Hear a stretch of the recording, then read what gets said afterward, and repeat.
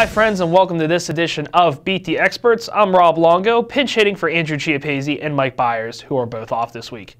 It's the final week of the regular season in baseball and softball action, the final section games, and there's already been a dozen teams on both the baseball and softball side of things that have clinched, but there's a couple of teams that are still fighting for those final playoff spots, and that's what we're going to take a look at today. And let's begin in softball. In Section 2 in Class 4A, Ambridge, Central Valley, and Beaver have all clinched a playoff spot there. Hopewell is on the outside looking in right now, but can wrap up that fourth and final playoff spot with a win against Central Valley on Tuesday.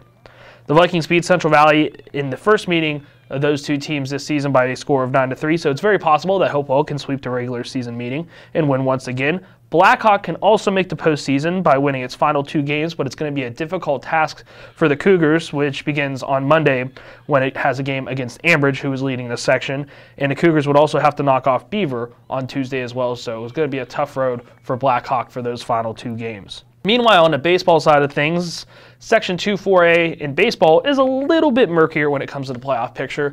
Blackhawk and Hopewell have already clinched playoff spots. Quaker Valley and Central Valley are technically still alive for the last postseason berth there. The Quakers need to split their last two section games, at least split the last two section games, which are showdowns against South Fayette and Blackhawk. But since Blackhawk remains undefeated, Quaker Valley is going to really need to take out South Fayette on Monday. And as far as Central Valley goes, the Warriors need to take out Hopewell on Tuesday and hope that Quaker Valley loses its final two games so that the Quakers, along with South Fayette and Central Valley, all finish at 6-8 in section play and would all tie for that fourth and final playoff spot. Now, if you thought all of that was confusing, take a look here at Section 2 in Class 3A on the baseball diamond.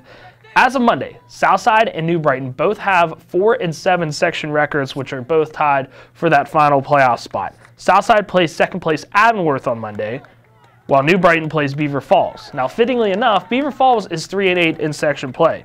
So if the Tigers defeat New Brighton and then Avonworth beats Southside, then all three of those teams create yet another three-way tie for the final playoff berths in that section as well. So a lot of interesting stuff going on outside of those races. 24 total teams, evenly split between 12 baseball and 12 softball teams, have qualified for the WPL playoffs. You can keep track of all of that stuff at timesonline.com. And of course, on Thursday, we'll have the latest edition of Game On the record. That's all for now. We'll see you soon.